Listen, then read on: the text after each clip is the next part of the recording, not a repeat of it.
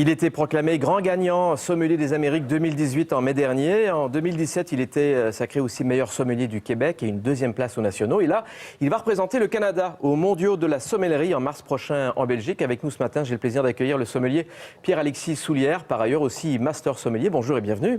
Merci bien. Alors là, c'est au mois de mars que ça se passe, ce fameux concours mondial des meilleurs sommeliers du monde. J'imagine que vous êtes comme un athlète, vous vous entraînez beaucoup. Alors, à quoi ça ressemble un entraînement de sommelier? D'abord, la compétition, c'est toujours en 3 points. Théorie, pratique, donc le service, et la dégustation. Donc, vous avez travaillé sur ces 3 aspects-là et vous entourez de gens de qualité dans le domaine qui ont des forces, des faiblesses, des spécialités, que ce soit dans le monde des bières, dans le monde des vins, dans le monde des spiritueux. Étudier dans les livres tout ce qui est géographie, sociologie, histoire, terroir, et aussi déguster, se mettre en condition, se mettre en game shape, comme on dit, pour attaquer au mois de mars, arriver. Tout est possible, tout est plausible, ils peuvent vous poser des questions sur tout et n'importe quoi. Il faut essayer d'en savoir le plus possible, et puis d'arriver en forme et bien mentalement surtout. Et puis surtout, cracher souvent, parce que vous en goûtez beaucoup des vins. Combien à peu près par année? Écoutez, disons que vous goûtez au moins 10 vins différents par jour. Fois 5, ça fait 50. Fois 50 semaines, ça ferait 2500 vins. En moyenne, je ne sais pas, au moins 2000 vins par année. Mais vous ne pouvez pas toutes les boire, il faut les recracher, il faut les tester.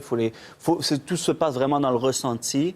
On ne peut pas tout à fait faire la même chose avec la nourriture, mais avec le vin, c'est facile de faire la rétroalfaction, de recracher, d'analyser, de prendre des notes, et puis après de prendre une bonne bière pour se remettre le palais à zéro. Ah oui? Pour réveiller les papilles ou les calmer? Beaucoup de personnes parlent de bière. Souvent, on va parler d'eau pétillante. Je pense que le CO2 aide à remettre un peu le palais. De toute manière, même si vous goûtez 120 par jour, à un moment donné, vous allez avoir une saturation. Vous devez être focusé sur quelques vins. On a tous des limites. Donc voilà. Parce que les sommeliers ne font pas juste parler de vin et présenter du vin. Vous êtes aussi testé sur les alcools, les spiritueux, le saké. C'est très vaste, là. Historiquement, si vous regardez le travail du sommelier, c'est un travail de boissons. Donc, on servait les boissons dans les très grands restaurants, souvent dans des hôtels. Aujourd'hui, c'est un travail qui s'est démocratisé. Vous le retrouvez dans différentes sortes de restauration, du bistrot au restaurant plus haut de gamme, au restaurant d'hôtel, même parfois dans certains casse-croûtes. On a des belles cartes des vins, il y a des tendances. Donc, je pense que si vous regardez vraiment historiquement tous les boissons, café, thé, eau, alcool, spiritueux, liqueur, apéritif, aujourd'hui, tout dépendamment du concept, vous allez avoir des produits qui sont plus nichés. Mais quand on parle de l'international, de la vision de la sommellerie internationale, c'est tous les breuvages. Alors, il y a la théorie, bien sûr, mais il y a la pratique. Fait qu'on voudrait vous mettre un petit peu à l'épreuve ce matin.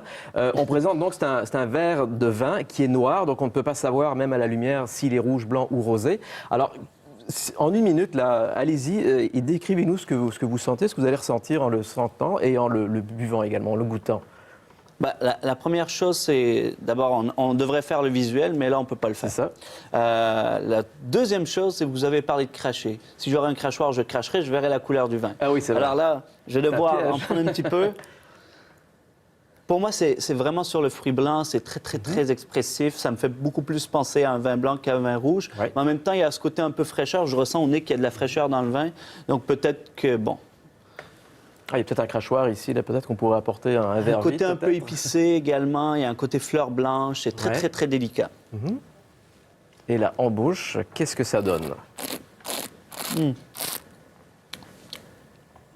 Pour moi, c'est un vin, déjà, si on parle de cause à effet, je verrais plutôt quelque chose sur un terroir très frais. Donc plutôt au nord, si on est en Europe, plutôt au nord de la France ou... Il y a quelque chose de très quasiment salin, très délicat dans ce vin-là. Et beaucoup d'acidité également. On n'a pas beaucoup d'alcool, c'est très fin, c'est très minéral. Alors évidemment, la question qui tue, c'est toujours de savoir qu'est-ce qu'on boit, qu'est-ce que c'est. Avec tout ce que vous venez de décrire, ça vous permet justement de faire peut-être des projections. C'est pas une science exacte aussi. Pour moi, il y a un petit côté lactique également. On dirait que c'est un vin qui... Le raisin, déjà, sent pas beaucoup naturellement. Donc, on a essayé avec la vinification d'y ajouter un petit peu de corps, un petit peu de... Ça me fait penser à Chablis, peut-être un Chablis Village. C'est très délicat, c'est très fin, c'est très délicat. Bon, on regarde, c'est effectivement français, on est plus dans le nord. On va être ici dans la Loire. Apparemment, c'est un Saumur.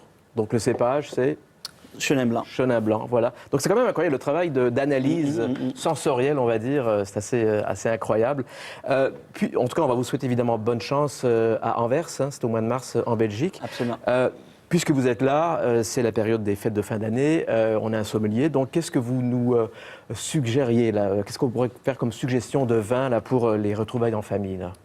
Moi, je crois beaucoup à la saisonnalité. Et ici, au Québec, il y a 4 saisons qui sont bien distinctes. Souvent, dans le temps des fêtes, on va manger des choses qui sont un peu plus racoleurs, un petit peu plus riches. Et puis, on a besoin de vin un petit peu plus de soleil. Je pense tout de suite au Portugal, à une maison que j'ai visitée au mois d'octobre que j'adore, qui s'appelle Crasto. Crasto, OK. C-R-A-S-T-O. Donc, il y a un vin qui s'appelle Flor de Crasto, qui est la fleur de Crasto, qui est à moins de 15 $ à la SAQ, qui est tout à fait délicieux. Et sinon, si vous voulez un peu plus monter en gamme, pour 18 $, vous allez trouver Quinta do Crasto. Et ça, pour moi, c'est une perle. C'est un vin qui a un rapport qualité-prix imbattable à la SAQ en ce moment. Puis les champagnes, évidemment, pour les 24 coups de minuit, bien sûr. Ou un Bollinger, j'ai un faible pour Bollinger. Ah, bon. Je me suis marié en servant Bollinger à mes invités. Et dans les grandes comme dans les petites occasions, Bollinger, pour moi, c'est un champagne qui ne déçoit pas. Bon, ben c'est bien noté. Pierre-Alexis Soulière, master sommelier et meilleur sommelier des Amériques. Bonne chance, évidemment, aux mondiaux. Merci d'être venu ce matin. Merci, Frédéric. Merci. Joyeuses fêtes.